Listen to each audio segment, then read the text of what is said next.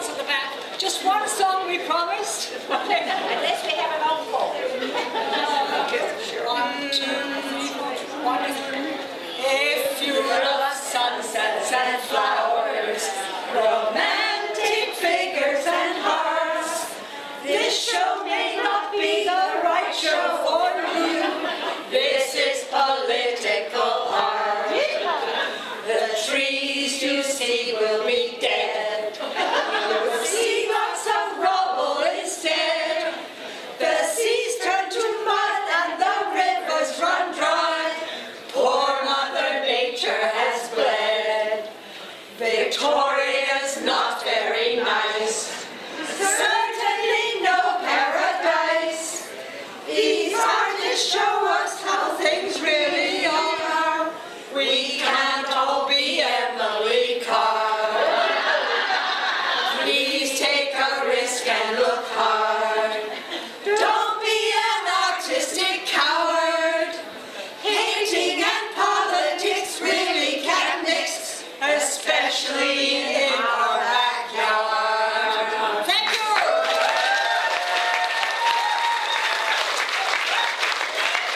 And thank you for all the organizers of this show.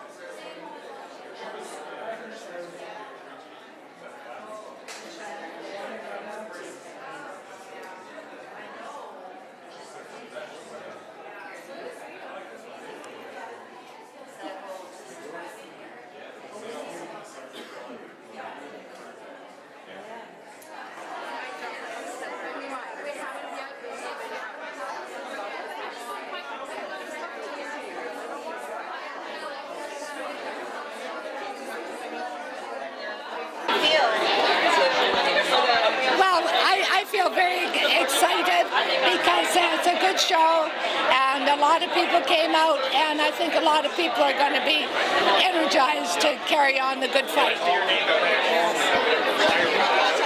tell me a little bit more about the criteria of how you decided what shows get nominated? Well, the criteria was what makes your blood boil.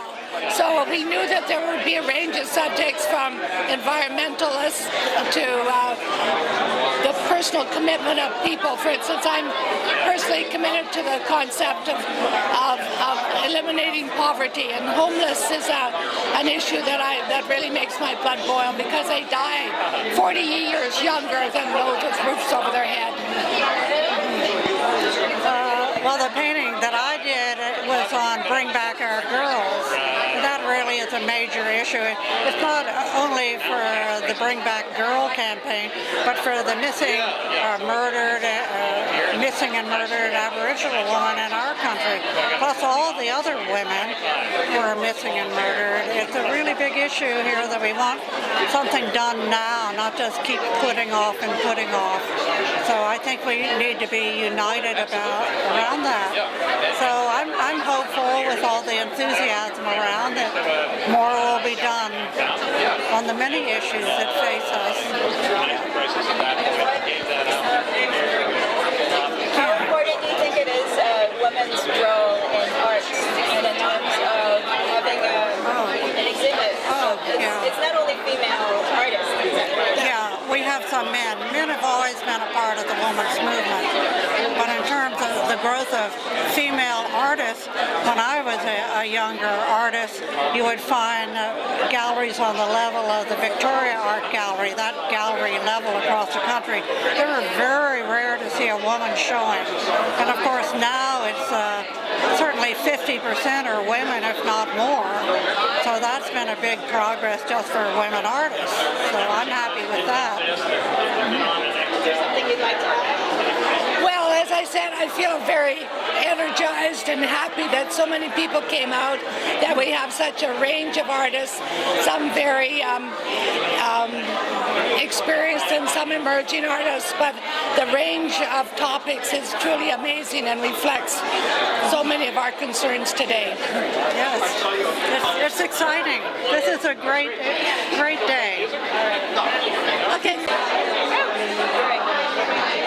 What can you tell me about this painting? Well, I can tell you that she stands for independence and power and protection, and she's like a gatekeeper, and I like her because she is protective. She doesn't let anyone get through or into her, past her boundaries, and of course that's the way I'd like to feel some of the time. So I put her on my team. What do you think of the opening of having I'm amazed. I'm very impressed because it seems like there's a lot of really good people here, and they seem to be caring about things that are important. And I don't usually do big things like this. I usually stay away from it. I'm not. I'm like her. I'm like my lady in private. So I'm happy that she can come out and make people feel good. Yeah. That's you. Oh my! That's our wedding. Of course it is. Oh my God, that is wonderful. Oh, I'm sorry, are you being interviewed? It's okay. Can you tell me a little bit about the painting? Well, it's called Wedding. Can you hear me? Yes. And my partner and I, we've been together for 41 years in July when we got married. So we had a lovely wedding. Some of the people that are right here in this room were there at the wedding. And this is a painting that I took the image from a Rousseau painting, which is next to the painting on the wall, and I got the idea of working from another image. So all those people are real people, though, and Annie and I are in the center, and I don't know what else to tell you about it. Are you in the painting? Yes. Can you point to me? There I am. Oh, one more thing. And how do you feel about the opening of the whole art show? Oh, I think it's great. Celebration for I think it's great. I'm happy to be here. Okay. Thank you. My name's Hansen, and many months ago I answered a call for political art that makes your blood boil for an International Women's Day art exhibition, and this is my submission. And for reasons that I don't quite understand, the organizers of the show rejected the art. So I wasn't happy with that, and I persisted. And yesterday at the last minute they changed their minds. And I feel overwhelming support for the fact that this painting hangs in a show for International Women's Day, because women around the world are still having to have backstreet abortions. They're dying in the thousands. Unfortunately, in Canada, most women are able to get safe legal abortions, but if you live in a rural place, or if you live in Prince Edward Island, for example, you don't have access to safe legal abortion. So that's why I painted this painting. Thank you so much. Janet is a poet, a Mohawk, and an activist, and I'm very pleased to meet you. So.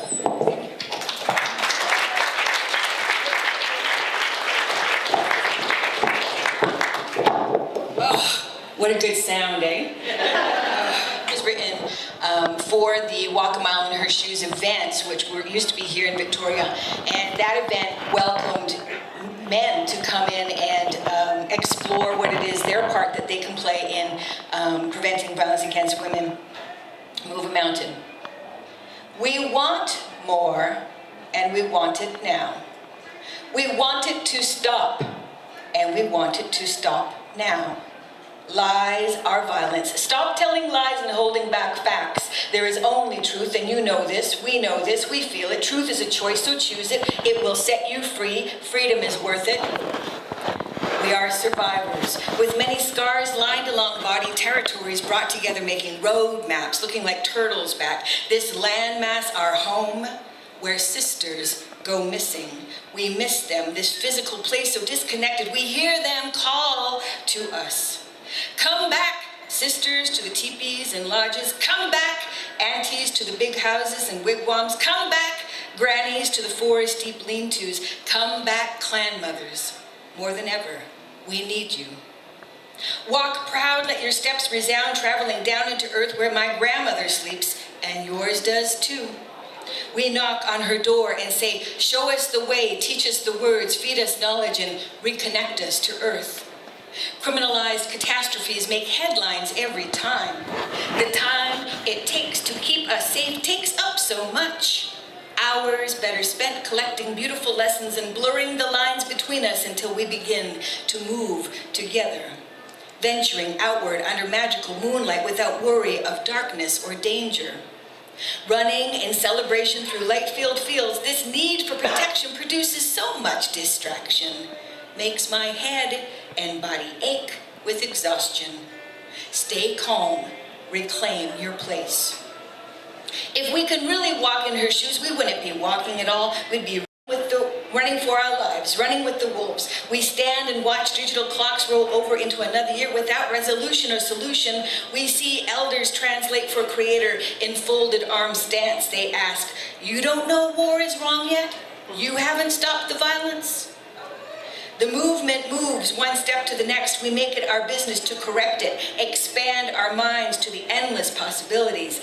It looks like razor-sharp wit and feels like fire flares. Sounds like heartbeats on the ground, so you better walk loud, because there is nothing more powerful than a naked woman standing in nothing but her intoxicating beauty, her gorgeous forthrightness, her strength to protect those she loves. No weapon can penetrate this. Action. Our survival is a spiritual action. We walk with intention. Our legacy is living as examples, agents of change, moving in unison. It is time, it is time, it is time to move the mountain.